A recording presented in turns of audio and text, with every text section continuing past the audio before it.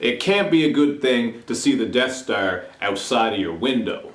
What's up, everybody? It's Luke James, not the singer. If you're an indie artist looking for an album review and some promo, you can hit up Luke at redmattersite.com. And what I have for you boys and girls today is a review for Danny Zaki's album, Darts in the Dark. Now, Danny is an artist from out of Elizabeth, New Jersey, and I already reviewed a project of his called Diplomatic. So I'll post a link to that review and also to his music, sites, and all that other good stuff in the information box that's underneath this video.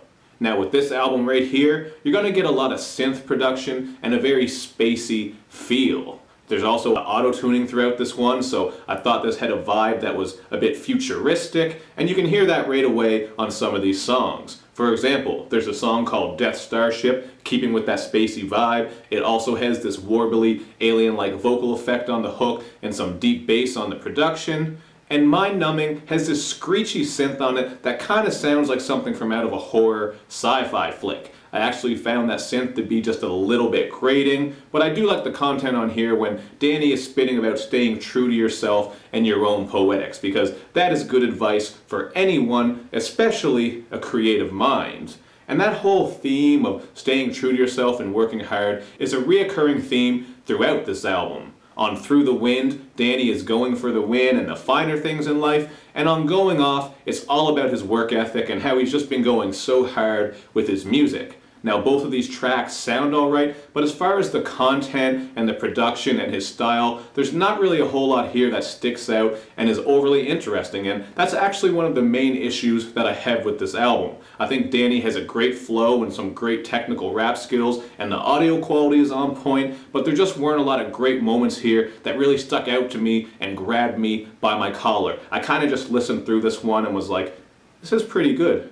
Oh, this song's pretty good too. I didn't really get taken out of my element or taken to the next level, which is unfortunate because I think Danny has all the tools to make a project that does that, but this one is just missing a couple of things. I think maybe some added features and just something to mix it up a little bit and, you know, keep us interested as we listen through. And there are even a couple songs on here that drag on a little bit. The song Great We Are does have some nice atmospheric production, but it has these lethargic flows that just really take you out of the track. It's hard to stay interested because there's not too much that's going on with that one. And it's actually the same thing with the song Waking Up because it has a very simple and drowsy beat and also this auto-tuned hook that just kind of comes out of nowhere and takes you by surprise. I thought that one was a little bit off and jumbled, wasn't really doing it for me, and that was one of my least favorite tracks. But my favorite track on here has got to be For the Throne. It has this nice trappish production, and Danny is coming through with some of his best flows and some of his most interesting bars as well. I really like that line when he compares his mind to mankind, who was able to survive that fall from the Hell in a Cell. So obviously, Danny is saying his mind is on some powerful shit.